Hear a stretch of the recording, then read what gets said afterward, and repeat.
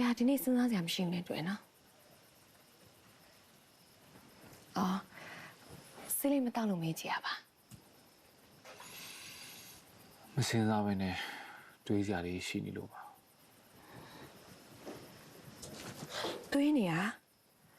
ဟိုတွေးနေရနဲ့စဉ်းစားနေရနဲ့မတူဘူးလားစဉ်းစားတယ်ဆိုတာ limit ရှိရယ်အဖြေရှိရယ်တွေးတယ်ဆိုတာ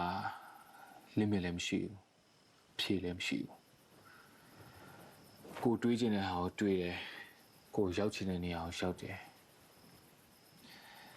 အရာအလုံးကအဆုံးအစမရှိဘူးဆရာရောတွေးရကြိုက်လားစဉ်းစားရကြိုက်လားအခုစလုံးကတော့တတ်စီပဲလို့ဆရာထင်တယ်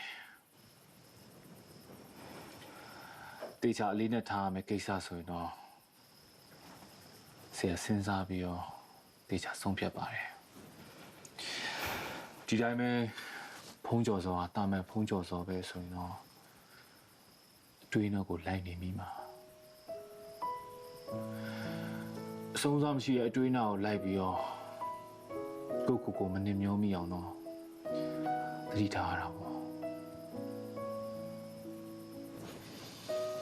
ဒါဆိုဆရာခံစားချက်မရှိရဲ့နှလုံးသားမဲ့လို့ပေါ့နော်ဟုတ်လားဇူလိုင်sorry ပါဆရာဇူလိုင်မေးချင်စောနဲ့ပြောမိသွားတာထားပါတော့နည်းနည်း sorry ထားအောင်ဆိုအဲ့တော့လေဟုတ်ကဲ့ပါဆရာအဲ့ဆိုဇူလိုင်တော့အိတ်လိုက်ပါမယ်ခဏပါဆရာဟိုဇူလိုင်